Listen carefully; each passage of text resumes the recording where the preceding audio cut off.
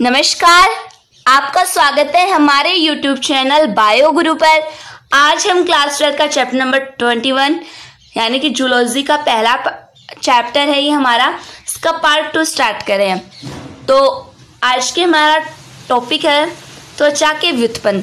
त्वचा के व्युत्पन्न में रोम और उसकी संरचना, साथ में त्वक ग्रंथियाँ। त्वक ग्रंथियाँ जैसे कि मेनली 2 होती हैं, वैसे तो 7 भागों में बांटी गई हैं, लेकिन बाकी जो बची हुई हैं 5, वो तेल ग्रंथि और पसीना ग्रंथि का ही रूपांतरण है। ये जो है ये है हमारी स्वीट ग्लैंड यानी पसीना ग्रंथि, और ये हमारी सीबेशियस ग्लैंड यानी कि तेल ग्रंथि। आज इसमें हम पहले पढ़ेंगे रोम और उसकी संरचना के बारे में। रोम व उसकी संरचना। ये डायग्राम 3D व्यू में है, 3D में है। इसमें ये रोम है।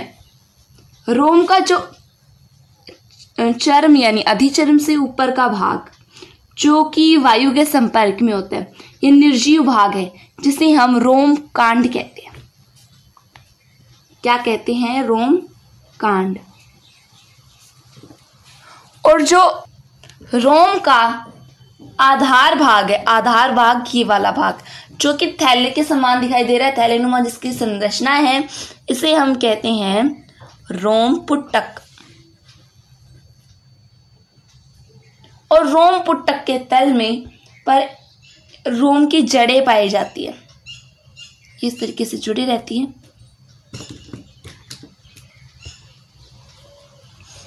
रोम पुट्टक के तल पर रोम की जड़ें पाई जाती हैं, जिसे हम कहते हैं रोम की जड़ें। इस डायग्राम में जड़ें नहीं दिखाई गई हैं, दूसरा डायग्राम दिखाएंगे आपको, उसमें जड़ों पूरा एक रोम के बारे में एक डायग्राम दिखाएंगे। और एक रोम पैपिला होती है, रोम कांड, और रोम कांड के कुछ भाग होते हैं, इसमें 3 भाग होते हैं। और ये होती है एक पेशी जिसका नाम है एरेक्टर पिलाई पेशी। एरेक्टर पिलाई पेशी, क्या नाम है इसका? एरेक्टर पिलाई पेशी। क्या कार्य करती है इसके बारे में हम विस्तार से पढ़ेंगे। ये था हमारा 3D का डायग्राम, जिसमें कि ये श्वेत ग्रंथियाँ थी, ये अधिचर्म ऊपर का भाग अधिचर्म था, नीचे के भाग में चर्म आती है, और इसमें रोम धसा हुआ है, रोम की जड़ें हैं। तो अब हम हमारे टॉपिक रोम और उसकी संरचना के पर चलते हैं। जो रोम है वो किस प्रकार से बनता है, ये देखिए। रोम अधिचर्म यानी कि एपिडर्मिस, अधिचर्म की सजीव कोशिकाओं के अंकुरण से बनता है,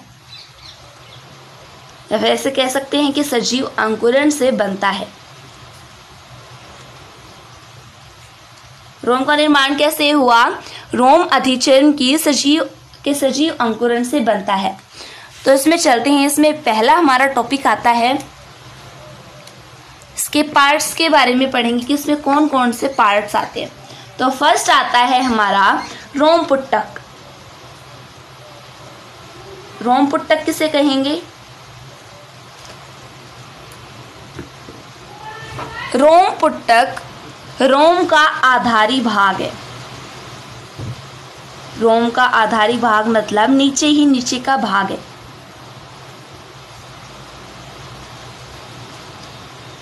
जो आपने देखा है ये चर्म में धसा हुआ है ऊपर के, जिसके ऊपर के पार्ट हैं ये सारे अधिचर्म हैं, और जो ब्लैंक आपको पार्ट दिखाई दे रहा है ये हमारा चर्म है। और इसमें यहाँ से यहाँ तक है हमारे पास चर्म, और ये ऊपर के पार्ट में है हमारे पास अधिचर्म। तो चर्म में ये रोम पुट्टक धसा हुआ है, रोम धसा हुआ है, और इसकी संरचना आपको थैलेनुमा दिखाई दे रही है। इसकी संरचना कैसी होती है? थैलेनुमा। इस थैलेनुमा संरचना को ही हम रोम पुट्टक कहते हैं। देखिए इस डायग्राम में जो ऊपर का भाग है, ये 2 लेयर्स 3 लेयर्स हैं, ये अधिचर्म की हैं और शेष भाग है ये चर्म का है। इसमें हमने एक हेयर बना रखा है यानी रोम बनाया हुआ है। तो इस रोम का जो थैलीनुमा भाग, ये वाला पार्ट है, ये है इसका रोम पुट्टक। जो इसका आधारी भाग है इसे हम कहेंगे रोम पुट्टक। सेकंड आता है हमारा रोम की जड़। रोम की जड़ के बारे में देखेंगे, रूट हेयर के बारे में देखेंगे। अब रोम पुट्टक के तल पर, रोम पुट्टक का तल देखिए एक बार। रोम पुट्टक के तल पर रोम की जड़ें पाई जाती हैं, वो भी अधिचर्म पर धसी हुई होती हैं और इन जड़ों को ही हम रोम की जड़ें कहते हैं। जैसे यहाँ पर दिखाया हुआ है, ये रोम पुट्टक है और रोम पुट्टक के नीचे का भाग जहाँ जड़ें निकली हुई है और वो भी अधिचर्म में ही धसी हुई है, ये है हमारी रोम की जड़ें। थर्ड आता है हमारा, थर्ड है रोम पेपिला। रोम पेपिला किसे कहेंगे? रोम पेपिला किसे कहेंगे? जो रोम पुट्टक होता है उसके पैंदे में यानी कि उसके नीचे वाले छोर पर नीचे एक गड्ढा होता है। डायग्राम में देखिए, ये पुट्टक है और इसमें 2 जड़ें निकल आई हैं और इसमें जो एक गड्ढा दिखाई दे रहा है ये हमारा रोम पेपिला। और इस चर्म, यहाँ पे हमारा चर्म वाला भाग है और इसमें आकर के केशिकाएं जुड़ जाती हैं। केशिकाएं कैसे? जैसे आर्टरीज और वेन्स यानी कि धमनी और शिरा आकर के यहाँ पे गुच्छा बना लेती है। इस गुच्छे को ही हम रोम पेपिला कहते हैं, जो क्या कार्य करता है? रोम को पोषण प्रदान करता है। इसमें आकर के चर्म की केशिकाएं गुच्छा बना लेती हैं। केशिकाएं जैसे आर्टरी और वेन्स यानी कि धमनी व शिरा, इन्हें केशिकाएं कहते हैं। गुच्छा बना लिया इन्होंने और इस गुच्छे को ही हम कहेंगे रोम पेपिला। जो क्या कार्य कर रहा है? इसका कार्य है रोम को पोषण प्रदान करना, क्योंकि यहाँ गुच्छा बन गया है जो रोम को पोषण प्रदान करेगा।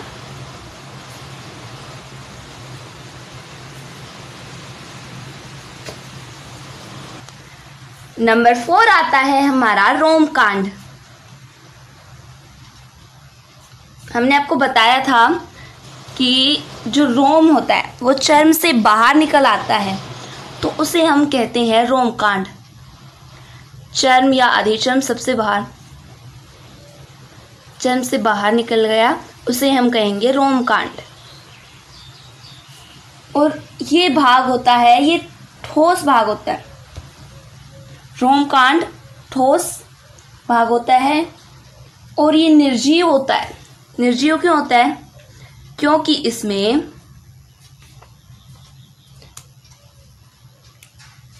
यहाँ तक पहुंचते पहुंचते कोशिकाओं में किरेटिनाइजेशन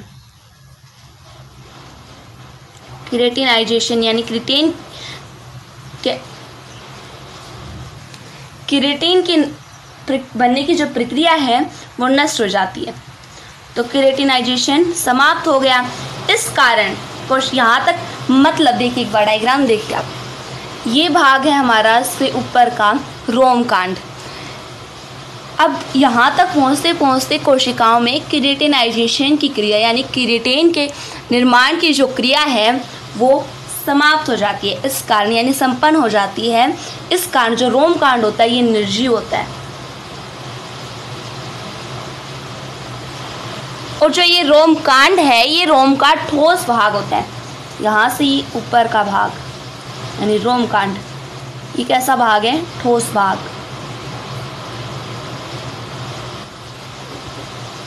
रोम कांड को 3 भागों में बांटा गया है। 3 भागों में बांटा गया है। वो 3 भाग कौन कौन से हैं? रोमकांड के 3 भाग हैं। फर्स्ट आता है उपत्वचा, दूसरे पेन से लिखती हूँ, उपत्वचा, जिसे हम इंग्लिश में क्यूटिकल कहते हैं। क्यूटिकल पाई जाती है। सेकंड आता है वल्कुट, जिसे इंग्लिश में कॉर्टेक्स कहा जाता है। और नंबर 3 आता है मध्यांश, जिसे मेडुला कहा जाता है इंग्लिश में। मध्यांश को क्या कहेंगे? मेडुला।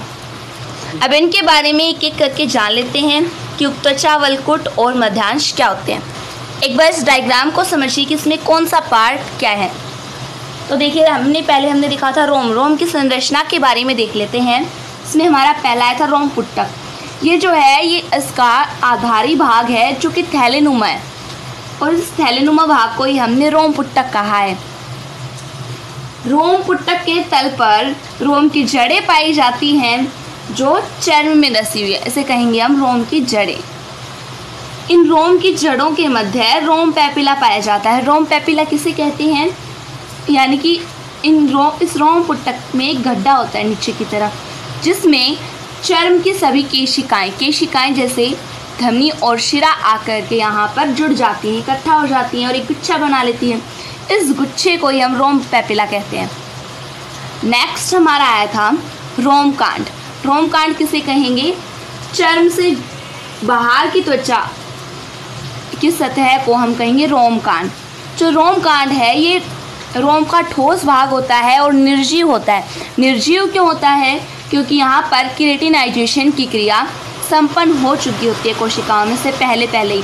मतलब यहाँ पर केराटिनाइजेशन नहीं होता है, इस कारण ये भाग निर्जीव होता है। इस रोमकांड में, यानी कि इसमें कुछ 3 भाग हैं, उन तीनों भागों के बारे में देख लेते हैं। फर्स्ट आया है इसमें हमारा उपत्वचा। उपत्वचा को इंग्लिश में क्या कहेंगे? क्यूटिकल। उपत्वचा यानी कि जो क्यूटिकल है, ये रोम का सबसे बाहरी भाग है, यानी कि सबसे बाहर की लेयर है क्यूटिकल, या फिर ऐसे कह सकते हैं बाहरी स्तर है, जो कि बहुत महीन होता है और एक कोशिक होता है। महीन एक कोशिक है।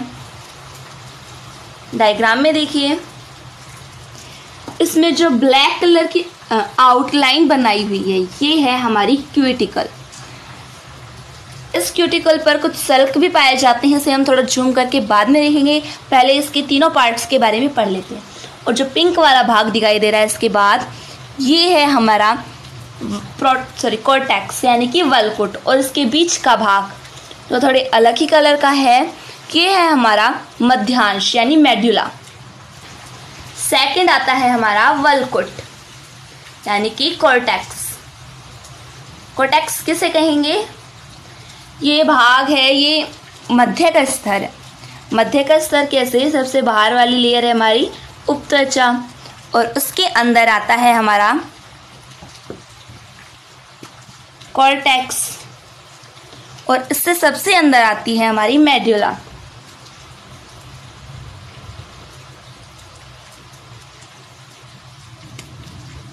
ये हमारा कॉर्टेक्स का भाग है। तो कॉर्टेक्स के बारे में देखते हैं। सबसे मध्य का स्तर है जो कि कई स्तरीय होता है। स्तरीय मतलब इसके ऊपर कई लेयर होती हैं, और इन कोशिकाओं के मध्य रंगाकण पाया जाता है। रंगाकण यानी पिगमेंट्स पाए जाते हैं, कलर पिगमेंट, जो हमारे रोम को कलर प्रदान करते हैं, रंग देते हैं। जैसे किसी की बालों का रंग काला होता है, किसी का ब्राउन होता है, तो ये क्या कर रहे हैं? बालों को रंग प्रदान कर रहे हैं। रंग कोशिका, आपको पता है बाल वाइट क्यों होते हैं? कारण है इसका, क्योंकि इसका जो वल्कुट होता है उसमें रंगाकण यानी कि जो पिगमेंट्स है, कलर पिगमेंट, वो कम हो जाते हैं, और कम होने के कारण इन सेल्स में हवा भर जाती है और हवा भरने के कारण ये हमें सफ़ेद रंग के हो जाते हैं। हमारे बाल सफ़ेद रंग के क्यों हुए? क्योंकि जो रंगा कण है उसकी कमी आ गई अगर हमारे शरीर में, हमारे वलकुट में, तो वलकुट की कोशिकाओं में हवा प्रवेश कर जाती है और हवा प्रवेश करने के कारण हमारे बाल हैं वो सफ़ेद रंग के हो जाते हैं। तो मेन है इसमें रंगा कण, कलर पिगमेंट्स। नंबर 3 आता है हमारा मेड्यूला। मेड्यूला मतलब हिंदी में से कहेंगे मध्यांश। ये सबसे मध्य का भाग है, यानी कि बीच का भाग, सबसे भीतरी भाग है। जो भीतरी भाग जो कि षटकोणीय कोशिकाओं से बना होता है। हम इनका एक बार डायग्राम देख लेते हैं किस प्रकार से कोशिकाएं होंगी। ये कोशिकाएं नहीं, मतलब ये जो रोम कोस्ट के तीनों पार्ट हैं, उपत्वचा, क्यूटिकल, कॉर्टेक्स और मेडुला। पहले इस थोड़े बड़े वाले डायग्राम में देखिए, इसमें सबसे बाहर की लेयर बताई है मैंने आपको वलकुट, उपत्वचा। ये एकदम महीन और एक कोशिक होती है, इसके अंदर आती है पिंक कलर की लेयर जो कि होती है हमारी वलकुट। ये वलकुट होता है, इसकी कोशिकाओं में रंगा कोशिकाएं, रंगा कण पाए जाते हैं जो बालों को रंग प्रदान करते हैं। और अगर इसकी कमी हो जाएगी तो वलकुट कोशिकाओं में हवा प्रवेश कर जाती है, जिस कारण से हमारे बाल हैं वो सफ़ेद दिखाई देने लगते हैं हमें। उसका बीच का भाग जो मध्यांश है, जो इस कलर का बना हुआ है, इस मध्यांश की कोशिकाएं, मध्यांश ये सबसे भीतरी भाग है और इसकी कोशिकाएं षटकोणीय होती हैं। तो इसका थोड़ा जूम में हम डायग्राम देखेंगे तो ये हमें कुछ इस तरीके का दिखाई देगा। मैंने आपको बताया था कि इसका जो बाहर वाला भाग है, महीन एक कोशिक भाग है, वो है इसका क्यूटिकल, और इस पर कुछ शल्क भी पाए जा रहे हैं, जैसा कि आपको दिखाई दे रहा है शल्क है इसमें, ये बाहर की तरफ उभरे हुए।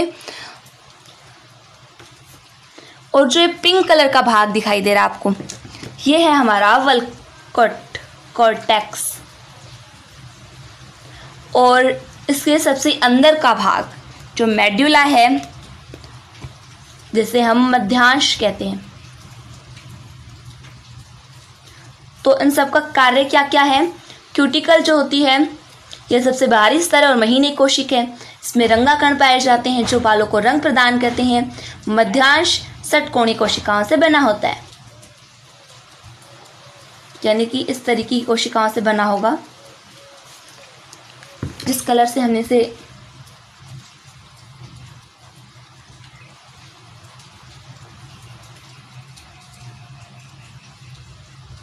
इस तरीके से ये बना होगा। 1 2 3 4 5 6, तो इसमें 6 कोण है, इसे हम कहेंगे षटकोणीय कोशिकाएं। यहाँ पर हमने इस रोम के सारे संरचनाओं के बारे में पढ़ लिया है। अब हमारा बच्चा इसमें एरेक्टर पिलाई पेशी और जो सीबेशियस यानी कि तेल ग्रंथि है, इसके बारे में हम त्वक ग्रंथियों में बात करेंगे। तो पहले एरेक्टर पिलाई पेशी के बारे में देख लेते हैं। नंबर कौन सा आता है हमारा? 5वां, एरेक्टर पिलाई पेशियां,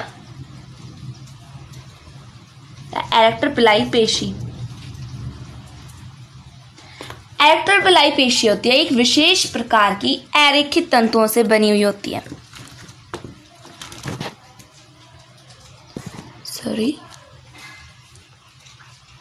अरेखित तंतुओं से बनी होती है। जो इसका कार्य क्या है? इसका कार्य देखिए पहले। इसका कार्य होता है बालों को गति प्रदान करना, यानी जो रोम है हमारे बालों को गति प्रदान करती है, यानी गति का संचालन करती है। जब जो एरेक्टर पिलाई पेशी है, यानी कि ये जो पेशी है ये सिकुड़ जाती है, संकुचित हो जाती है, तो हमारे बाल खड़े हो जाते हैं, रोम खड़े हो जाते हैं। जिसे हम कहते हैं रोंगटे खड़े होना। जैसे आपने देखा होगा, अगर हमें ज़्यादा डर लग रहा हो या फिर ठंड हो तो हमारे बाल हैं ये खड़े हो जाते हैं। सॉरी, खड़े आएगा यहाँ पे, बाल खड़े हो जाते हैं क्योंकि जो एरेक्टर पिलाई पेशी है ये हमारी संकुचित हो जाती है। अगर ये संकुचित हो जाएगी, इस तरीके से छोटी हो जाएगी, तो हमारे जो रोम है ये खड़े हो जाएंगे। रोम कांड का भाग इस तरीके से स्ट्रेट हो जाएगा। जैसे कि हमें डर और ठंड के समय लगने लगता है, हमारे रोंगटे खड़े हो जाते हैं। इसे हम कहते हैं एरेक्टर पिलाई पेशी। तो यहाँ पे हमने सारे भागों के बारे में पढ़ लिया है, रोम की पूरी संरचना के बारे में पढ़ लिया है। सबका एक एक कार्य पता चल गया आपको। मूल रोम है ये, और मूल रोम में जो थैलीनुमा भाग है, रोम पुट्टक, इसमें जड़ें निकली हुई हैं, रोम की जड़ें, और इसके नीचे रोम पुट्टक के नीचे गड्ढा पाया जाता है, और इसमें केशिकाएं आकर गुच्छा बना लेती हैं जो पोषण प्रदान करती हैं। रोम पैपिला क्या कर रहा है, हमें इस रोम को पोषण प्रदान कर रहा है। रोम कांड होता है ये चर्म से ऊपर का भाग होता है जो ठोस होता है, निर्जीव होता है। निर्जीव क्यों होता है? क्योंकि इसमें केराटिनाइजेशन यानी केराटिन के निर्माण की क्रिया संपन्न हो चुकी होती है इससे पहले की कोशिकाओं में। और एरेक्टर पिलाई पेशी है, ये एक प्रकार की एरेखित तंतुओं से बनी हुई होती है। अगर ये संकुचित हो जाती है तो बाल जो है ये खड़े हो जाते हैं, यानी कि एक तरीके से बालों में गति का संचालन करती है, और बाल खड़े होंगे। बाल कब खड़े होते हैं? जब हमें डर या भय लगता है। तो भय या डर लगता है तो हमारी जो एरेक्टर पिलाई पेशी है वो संकुचित हो जाती है। अब हम पढ़ेंगे त्वक ग्रंथियों के बारे में। नेक्स्ट आता है त्वक ग्रंथियां। अगर आपको समझ में आ रहा हो तो हमारे YouTube चैनल बायो गुरु को सब्सक्राइब करें, वीडियो को लाइक और शेयर जरूर करें, और अपने दोस्तों को जरूर शेयर करें क्योंकि इस लॉकडाउन में सभी की हेल्प करें। त्वक ग्रंथियां, ये ग्रंथियां नलिका युक्त होती हैं। नलिका युक्त बहिश्रावी, नलिका युक्त बहिश्रावी ग्रंथि हैं जो कि अधिचरण की सतह पर खुलती हैं। जैसे हम आपको डायग्राम दिखाएं तो इस डायग्राम में हमने रोम के बारे में पढ़ लिया था। ये है हमारी पसीना ग्रंथि। तो इसकी जो नलिका है वो अधिचर में खुल रही है जिससे कि पसीना आता है, और ये है हमारी तेल ग्रंथि जो कि दोनों अधिचर में खुलेंगी। अब इसका निर्माण देख लेते हैं कि इसका निर्माण किस तरीके से होता है, किससे होता है। इसका निर्माण अधिचरम के अंकुरण स्तर में, अधिचरम के अंकुरण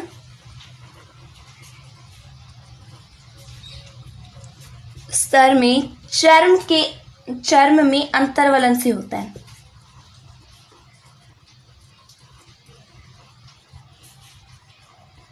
कैसे होता है? अधिचर्म के अंकुरण स्तर में चर्म में अंतर्वलन से होता है। त्वक ग्रंथियों में हमारा फर्स्ट आता है स्वेद ग्रंथि। स्वेद ग्रंथि यानी कि स्वीट ग्लैंड।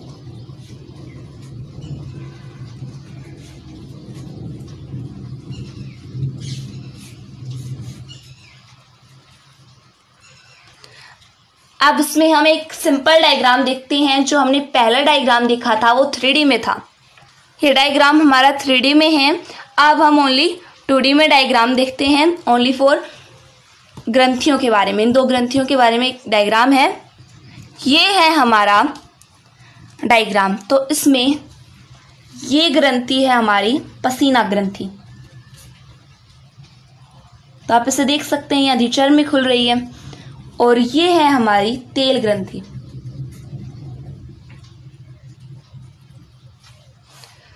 तो पहले हम किसके बारे में पढ़ रहे हैं? पसीना या स्वेद ग्रंथि के बारे में। स्वेद ग्रंथि को हम पसीना ग्रंथि भी कहते हैं। तो ये ग्रंथि है, ये सरल नलिकाकार होती है।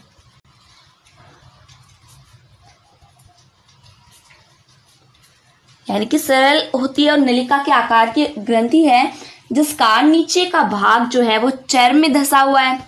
आप देख सकते हैं किसका जो नीचे का भाग है ये चर्म में धंसा हुआ है और अधिचर्म में इसकी सतह यानी अधिचर्म सतह पर इसकी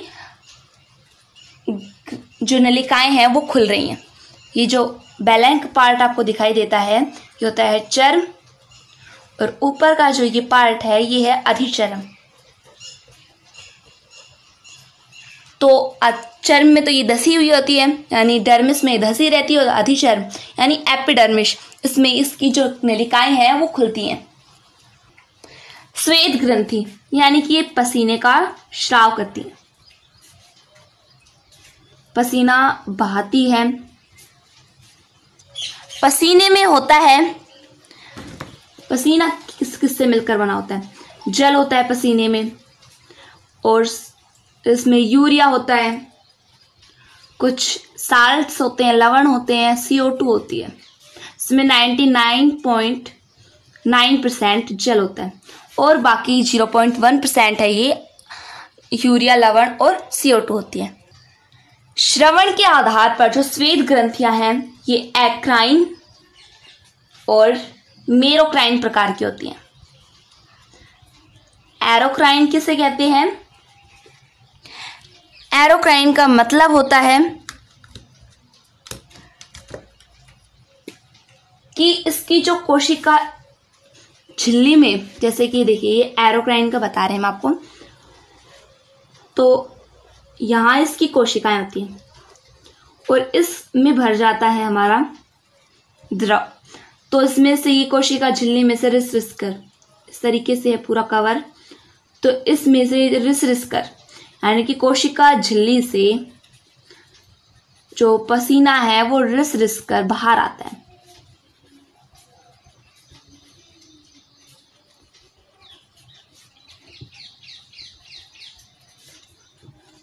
ऐसी प्रकार की जो ग्रंथि है श्रवण के आधार पर उसे हम कहते हैं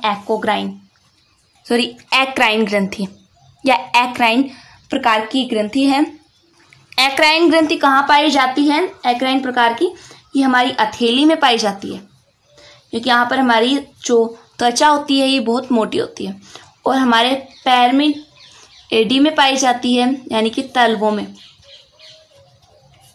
हमारे और एडी में, तलवों और हथेली में एक्राइन प्रकार की ग्रंथि पाई जाती है। एक्राइन ग्रंथि मतलब ही कोशिका झिल्ली होता है, इसमें पसीना यानी द्रव भर जाता है और कोशिका झिल्ली से रिस कर बाहर आता रहता है, इसे हम कहते हैं एक्राइन प्रकार। इसकी संख्या हम मनुष्यों में 25 लाख होती है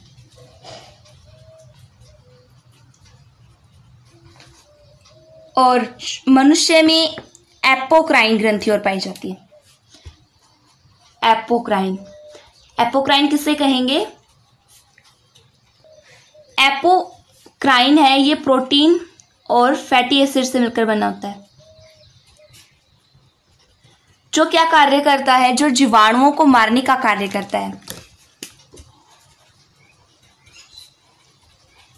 जीवाणुओं को नष्ट करने का कार्य करता है, जिसके कारण हमारे शरीर में बदबू आती है। शरीर में बदबू का कारण कौन सी ग्रंथि है?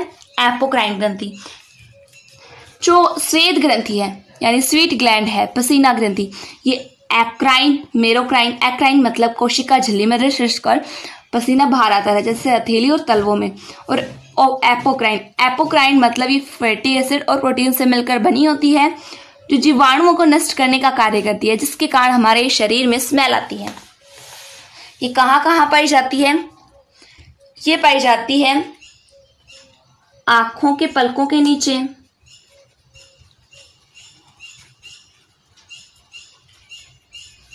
जननांगों के पास,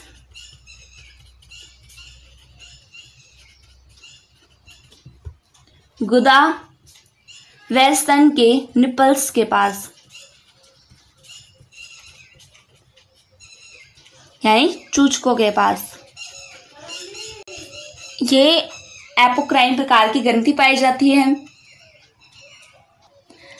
सबसे ज़्यादा ग्रंथि हमारे शरीर में हथेली, तलवों और बगलों में पाई जाती है। सर्वाधिक पसीना ग्रंथि या स्वेद ग्रंथि। जो हमारा शरीर होता है, आपको पता है ये समतापी होता है। समतापी मतलब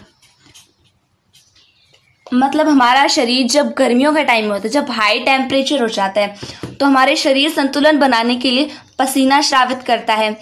और जब सर्दियों का टाइम हो जाता है, यानी जो टेम्परेचर है वो लो हो जाता है, तो हमें ठंड महसूस होती है, जिससे हमारे शरीर का तापमान नियत रहता है। शरीर का ताप के नियमन में सहायता करती है, नियमन का कार्य करती है स्वीट ग्लैंड्स। ये हमने पढ़ लिया है स्वीट ग्लैंड के बारे में, पसीना ग्रंथि या स्वेद ग्रंथि के बारे में। दूसरी हमारे पास ग्रंथि आती है तेल ग्रंथि।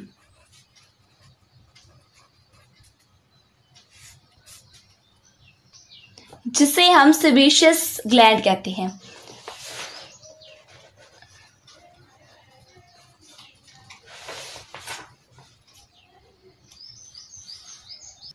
थ्री डायग्राम में देखिए कि ये रोम है, यहाँ पे रोम पुट्टक है और रोम पुट्टक के पास ही पाई जा रही है हमारी तेल ग्रंथि, यानी सेबेशियस ग्लैंड, जो कि आप देख सकते हो पुट्टिकाओं में खुल रही है, जड़ों या पुट्टिकाओं में खुलती है। तेल ग्रंथि बालों की जड़ों या पुट्टिकाओं के पास पाई जाती है, यानी कि पुट्टिकाओं में खुलती है। सेबेशियस ग्लैंड यानी कि तेल ग्रंथि है, ये होलोक्राइन प्रकार की होती है। होलोक्राइन का मतलब क्या होता है? जैसे कि यहाँ पे कोशिकाएं हैं और इन कोशिकाओं के मध्य में तेल भर जाता है या कोई द्रव भर जाता है, तो द्रव भरने के बाद ये टूट जाती है, इस तरीके से होती हैं। इसमें द्रव भर गया तो ये टूट जाएंगी और टूट करके कोशिकाएं टूट जाएंगी और ये बाहर निकल आएंगी। यानी कि होलोक्राइन में जब श्रावी द्रव भर जाता है, श्राव करने वाला द्रव भर जाता है, तो कोशिकाएं टूटकर बाहर आने लगती है, यानी कि कोशिकाएं नष्ट होने लगती है। इसे हम कहते हैं होलोक्राइन। किसे कहेंगे होलोक्राइन? जब इसमें श्रावी द्रव्य या फिर श्राव भर जाता है तो कोशिकाएं टूटकर बाहर आने लगती है, यानी कि एक तरीके से हम कह सकते हैं कि कोशिकाएं नष्ट हो जाती हैं। इन्हें हम कहते हैं होलोक्राइन प्रकार की ग्रंथि। इस तेल ग्रंथि से दूध के समान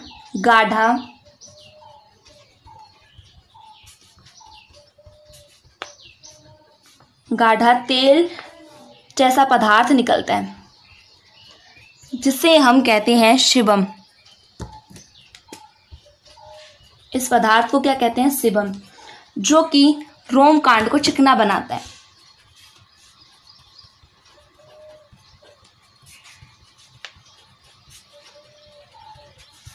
रोम कांड को चिकना कौन बनाता है? शिबम।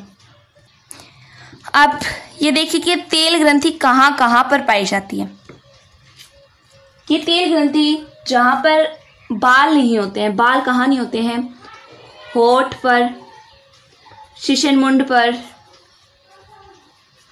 और स्तन के निपल्स पर, यानी कि घुंडियों पर बाल नहीं पाए जाते और यहाँ पर तेल ग्रंथि उपस्थित होती है। तेल ग्रंथि हर भागों में नहीं पाई जाती, जैसे कि तेल ग्रंथि हथेलियों पर और तलवों में नहीं पाई जाती है। ये ग्रंथियां क्या कार्य करती हैं? ये ग्रंथियां करती हैं कि जब सनलाइट आती है यानी कि सूर्य के प्रकाश में ये विटामिन डी का संश्लेषण करती है, विटामिन डी को सिंथेसिस करती है। ये थी हमारी सीबेशियस ग्लैंड यानी कि तेल ग्रंथि। ये बालों की जड़ों या पुट्टिकाओं से बाहर निकलती है। हमने देखा था कि रोम के स्ट्रक्चर में, एक बार फिर से दिखा देते हैं आपको। ये देखिए, इसमें जो तेल ग्रंथि है ये यहाँ पे इसकी जो पुट्टिका है, रोम पुट्टिका या इसकी जड़ों, यहाँ से बाहर निकलती है। दोनों ही अधिचर्म में खुलती हुई दिखाई दे रही हैं। ये होलोक्राइन प्रकार की होती है, मतलब इसमें कोशिका द्रव या फिर स्रावी द्रव भर जाता है तो इसकी कोशिकाएं टूट करके बाहर आने लगती हैं, मतलब कोशिकाएं नष्ट हो जाती हैं। इसे हम कहते हैं होलोक्राइन। ये दूध के समान गाढ़ा तेल जैसा पदार्थ स्रावित करती है जिसे हम शिबम कहते हैं, जो रोम कांड को चिकना बनाए रखता है। ये तेल ग्रंथि वहाँ पाई जाती हैं जहाँ बाल नहीं होते हैं, जैसे होठ, शिशनमुंड, स्तन की गुंडियों पर पाई जाती है। ये हथेली और तलवों में नहीं पाई जाती। इसका कार्य होता है प्रकाश संश्लेषण की उपस्थिति में विटामिन डी का संश्लेषण करना। नंबर 3 आता है हमारा सिरोमिनस ग्रंथि यानी सिरोमिनस ग्लैंड।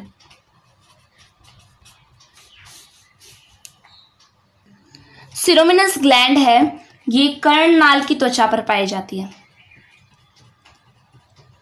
कर्णनाल की त्वचा मतलब जैसे हम डायग्राम बनाते हैं,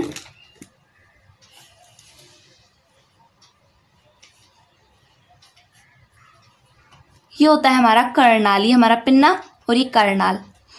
इससे यहाँ पर होता है कान का पर्दा यानी कर्णपटल, ये हमारा कर्णनाल। इस कर्णनाल में तेल ग्रंथियों के साथ मिलकर के एक सिरियन नामक कर्णनाल का स्राव करती है, जो क्या करता है कर्णपट की सुरक्षा करता है। और ये तेल ग्रंथि का स्वेद ग्रंथि का रूपांतरण है।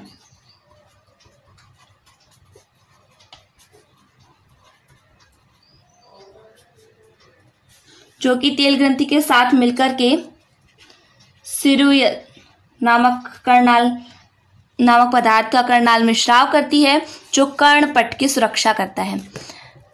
ये थी हमारी सिरोमिनस ग्रंथि। नंबर 4 आता है मूलाधार या फिर वक्षण ग्रंथि, जिसे हिंदी में, इंग्लिश में पेरिनियल ग्लैंड कहते हैं। सॉरी, जो ये सिरोमिनस ग्रंथि थी ये भी तेल ग्रंथि के निर्माण का रूपांतरण, क्योंकि यहाँ पर कर्णनाल जो है इसमें तेल ग्रंथियों के साथ मिलकर सिरियन नामक पदार्थ आता है जो कर्णपट की सुरक्षा करता है। तो यहाँ पर तेल ग्रंथि आई, तो ये तेल ग्रंथि का रूपांतरण है। हम थे पेरिनियल ग्लैंड यानी कि मूलाधार या वक्षण ग्रंथि पर। ये ग्रंथि भी तेल ग्रंथि का रूपांतरण है। तेल ग्रंथि का रूपांतरण है मूलाधार या वक्षण ग्रंथि, जो कि वक्षण या मूलाधार क्षेत्र में पाई जाती है, मतलब गुदा व मूत्र जनन छिद्र के बीच में, मूत्र जनन छिद्र के बीच, मूत्र जनन छिद्र के बीच मतलब बीच का क्षेत्र क्या कहलाता है, वक्षण या मूलाधार। यहाँ पर पाई जाती है मूलाधार या वक्षण ग्रंथि यानी पेरिनियल ग्लैंड, जो एक विशेष गंधयुक्त पदार्थ का स्रावन करती है।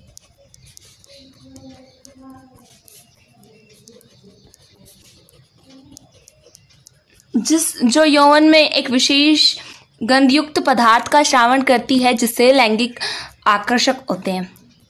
विशेष गंधयुक्त पदार्थ का श्रावण करने के कारण इसे गंध ग्रंथि भी कहते हैं। और ये एक प्रकार की एपोक्राइन ग्रंथि है। कैसी ग्रंथि है?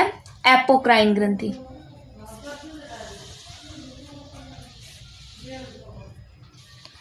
नंबर 5 आता है स्तन ग्रंथि यानी मेमरी ग्लैंड्स।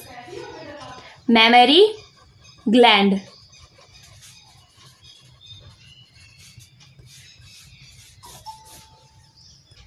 मानव में स्तन ग्रंथि वक्ष भाग में पाई जाती है, जो चर्म की गहराई में स्थित होती है।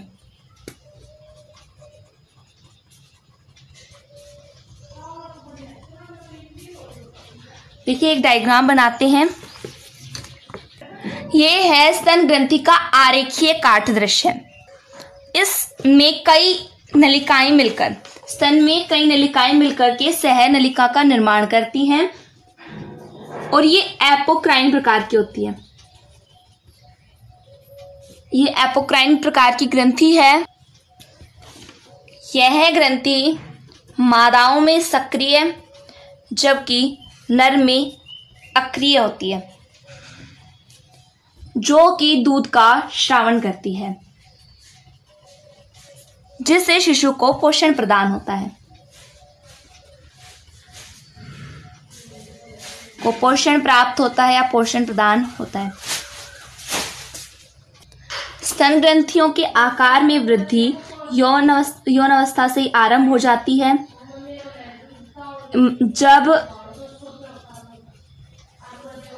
जब अंडाशय में एस्ट्रोजन और प्रोजेस्टेरोन, अंडाशय में दो हार्मोन बनते हैं, एस्ट्रोजन व प्रोजेस्टेरोन। एस्ट्रोजन और प्रोजेस्टेरोन इन दोनों हार्मोनों के कारण स्तन के आकार में वृद्धि होती है। स्तन का आकार बढ़ता है, यौनावस्था से आरंभ हो जाता है, क्योंकि हमारे अंडाशय में एस्ट्रोजन और प्रोजेस्टेरोन दो हार्मोन बनते हैं जो स्तन के आकार में वृद्धि करते हैं। तो उसमें एक और बात आती है कि दूध का श्रावण किससे होता है? दुग्ध श्रावण। दुग्ध श्रावण होता है, हमारे शरीर के अंदर एक पीयूष ग्रंथि पाई जाती है, पीयूष ग्रंथि, जो कि एक हार्मोन का स्राव करती है। उस हार्मोन का नाम है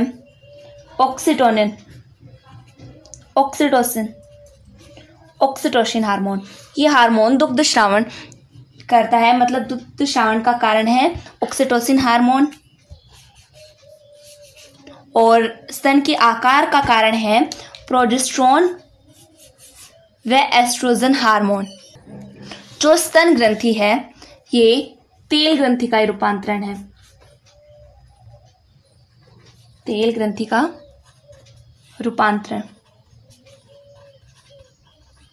तो डायग्राम देखिए, इसमें ये नीचे का भाग एरियोल होता है, ये निप्पल्स हैं, और ये भाग यहाँ तक का डार्क होता है, ये दुग्धवाहिनियां हैं। जो ये बैलेंक भाग है स्तनकूपिका, ये भाग तो स्तनकूपिका है, जो ये कलर का है ये स्तनकूपिका, और ये स्तनपाली है। ये वसा है, और ये है पसलियां। यहाँ पे जो डैश डैश करके लाइंस हैं ये है वृहत अंश पेशी, ये पेशियों के बीच का गैप। ये होता है स्तन का आरेखीय काट दृश्य। नंबर 6 आता है मीबोमियन ग्रंथि। इसे इंग्लिश में भी ये कहते हैं मियोबियन ग्लैंड।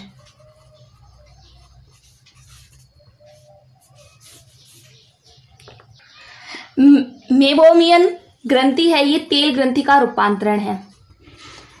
अभी तक जो हमने सारी ग्रंथियां पढ़ी हैं वो सभी तेल ग्रंथि के रूपांतरण से बनी हुई हैं। और ये ग्रंथि पाई जाती है आईलेसेस।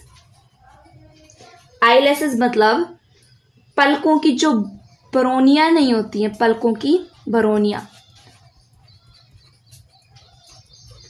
उनके नीचे पाई जाती है, के नीचे, जो कि एक तेलीय पदार्थ का श्रावण करती हैं। तेलीय पदार्थ स्रावित करती है जो जो कॉर्निया को चिकना बनाए रखता है। कॉर्निया को चिकना कौन बनाता है?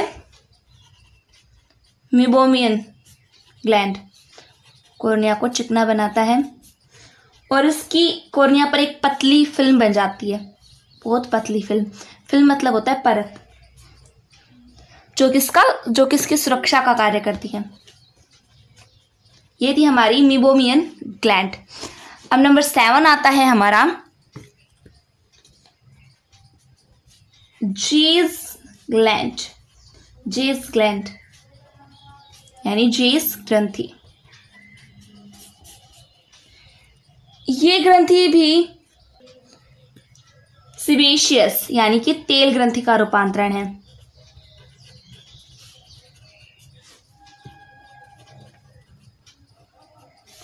और ये ग्रंथि पलकों की यानी आईलैशेस, पलकों की बोर्निया की पुष्टिकाओं में स्थित होती है। कहाँ स्थित होती है आईलैशेस की? पुष्टिकाओं में, जो कि एक तेलीय पदार्थ का स्रावन करती है।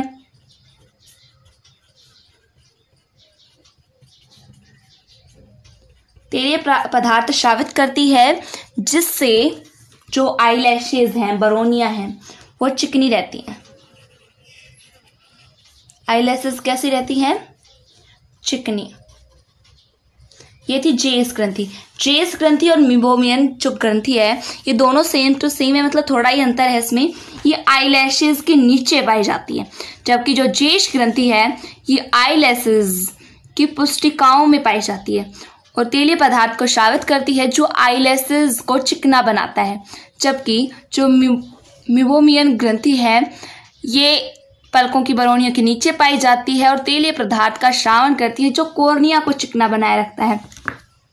तो इन दोनों में सबसे मेन बात आई है कि मीबोमियन ग्रंथि है ये कॉर्निया को चिकना बनाती है और जेस ग्रंथि है ये आईलैशेस यानी पलकों की बरौनियों को ही चिकना बनाती है। यहाँ पे खत्म होता है हमारा त्वक ग्रंथियों के बारे में। अब इसी में हमारा एक नेक्स्ट टॉपिक और आता है, वो है त्वचा के कार्य। त्वचा के कार्य, फंक्शंस ऑफ स्किन। तो कुछ कार्य तो आपको पता ही है, चलिए स्टार्ट करते हैं। पहला आता है ये शरीर का एक सुरक्षात्मक घेरा है, शरीर की सुरक्षा करता है। ये ले लेते हैं शॉर्ट में, जो कि क्या करते हैं, हमारे आंतरिक अंग होते हैं, उन्हें बाह्य आघातों से, रोगाणुओं से और वातावरणीय प्रतिरोधों से हमारी रक्षा करता है, यानी कि शरीर की सुरक्षा करता है। सेकंड आता है कि हमने देखा था कि जो त्वचा में स्वेद ग्रंथियां थी, स्वीट ग्लैंड्स थी, ये शरीर के तापमान को नियमित करती हैं, यानी नियमन बनाए रखती हैं। तापमान का नियमन या निश्चित बनाए रखती हैं तापमान को। आपको हमने बताया था कि हमारा शरीर जो है ये समतापी है। समतापी मतलब कि हमारा जो टेम्परेचर होता है उसे नियत बनाए रखती है। मतलब हमें जब टेम्परेचर हाई हो जाता है तो हमारे शरीर से स्वीट निकलने लगता है। तो इस तरीके से हमारा जो शरीर का तापमान है ये संतुलित रहता है। एक इम्पोर्टेंट बात आती है कि त्वचा का नियमन कौन सी ग्रंथि के द्वारा होता है? हाइपोथैलेमस ग्रंथि के, हाइपोथैलेमस ग्रंथि के ताप नियमन केंद्रों के द्वारा। नंबर 4 आता है त्वचा शरीर की आकृति बनाए रखती है। नंबर 5 आता है त्वचा वशीय उत्तकों के रूप में, वशीय उत्तकों के रूप में वशीय उत्तकों में वसा के रूप में भोज्य पदार्थ का संग्रह करती है। भोज्य पदार्थ का किस रूप में संग्रह करती है? वसा का संग्रह करती है। नंबर 6 आता है त्वचा के द्वारा हमारे त्वचा के द्वारा उत्सर्जन होता है। उत्सर्जन कैसे कि पसीना स्रावित होता है। पसीने में आपको बताया था मैंने कि पसीने में जल, CO2, यूरिया, साल्ट्स यानी लवण होते हैं। नंबर 7, हमारी त्वचा में पाई जाने वाली ग्रंथियां। त्वचा की ग्रंथियां या फिर त्वचा में पाई जाने वाली ग्रंथियां जैसे कि तेल, कर्णमोम, दुग्ध, विटामिन डी एक्सेट्रा उपयोगी पदार्थों का श्रावण करती है। नंबर 7 आता है, त्वचा लचीली होती है। आपको पता है त्वचा हमारी लचीली होती है और ये लचीली होने के कारण गमन में सहायक है।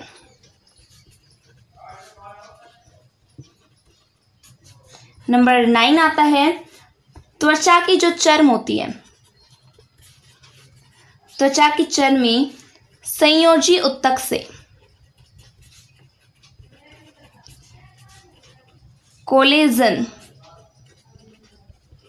कोलेजन अस्थियों का निर्माण होता है।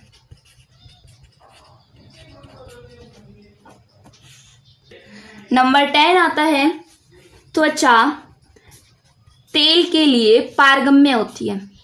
यानी कि अगर हम तेल की मालिश करते हैं तो पारगम्य मतलब क्या होता है कि ये इसे अंदर जाने देती है और मालिश करने से ये हमारे शरीर के अंदर जाएगा तो हमारी आंतरिक उत्तकों को यानी अंदर जो उत्तक होंगे, टिश्यूज होंगे, हम इन्हें लाभ पहुंचता है। नंबर 11 आता है, त्वचा में पाए जाने वाले संवेदनांग उद्दीपनों को ग्रहण करते हैं।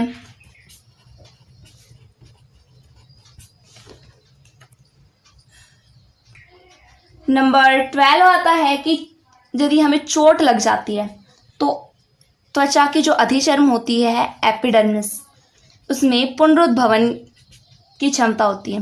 पुनरुद्भवन मतलब कि ये हमारे शरीर के अंदर जो घाव हुआ है उसे वापस भरने में सहायता करती है, वापस भरने की क्षमता पाई जाती है। और नंबर 13 इम्पोर्टेंट आता है, आपको पता है कि जो शरीर त्वचा है ये हमारे अनेक कार्य करती है।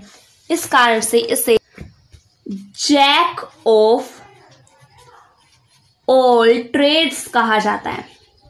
जैक ऑफ ऑल ट्रेड्स यानी कि हरफनमुला